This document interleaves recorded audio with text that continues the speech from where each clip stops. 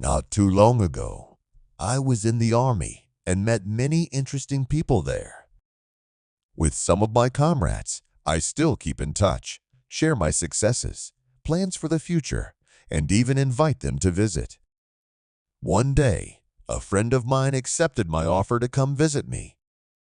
Ethan was a real charmer, tall, black-haired, and full of energy.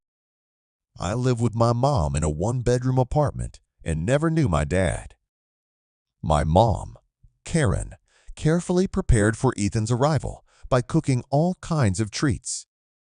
We lived downtown, and I thought it would be great to show Ethan around, take him to museums, theaters, and cozy restaurants and cafes. I met him at the airport early in the morning. We hugged and laughed, and then headed back to the apartment.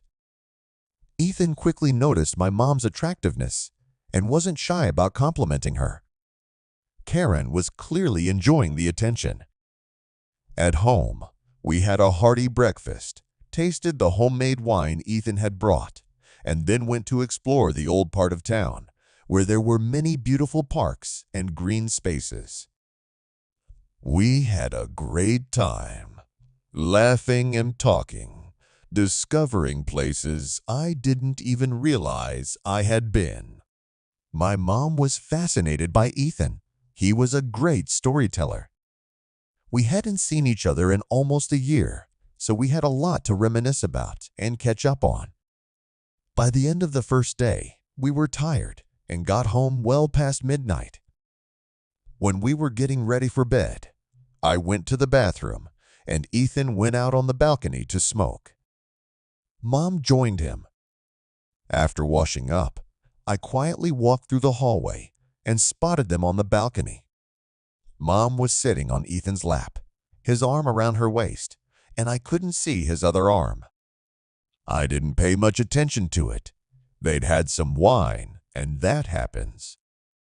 I started getting the couch in the living room ready for Ethan to sleep on, and soon they were back in the house. Mom slipped into the bathroom, and I said goodnight to Ethan before heading to bed.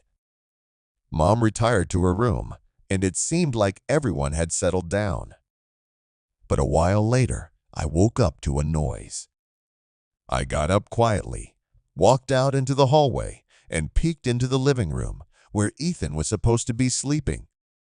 What I saw stunned me. There, on the bed, lay the two of them. I was overcome with jealousy, but I restrained my emotions and said nothing. The 3 days of Ethan's visit passed quickly. I had to get back to work, and my mom had the day off and planned to show him some fashion stores and salons. But I suspected there would be no salons. They had other plans. When I got home, I found them in the kitchen having a glass of wine. Ethan had his arm around my mom, whispering in her ear and occasionally kissing her. Then they disappeared into her bedroom together. I listened from my room as my mom's voice came through the wall. Take your time. That's it. Good job. Let's keep playing. After much thought, I decided not to confront them. What difference would it have made? A couple days later, I walked Ethan to the airport and we said goodbye. I never spoke to him again. He wasn't the friend I needed, and I'd rather find out now. All the cards were on the table, and I decided to put this episode behind me.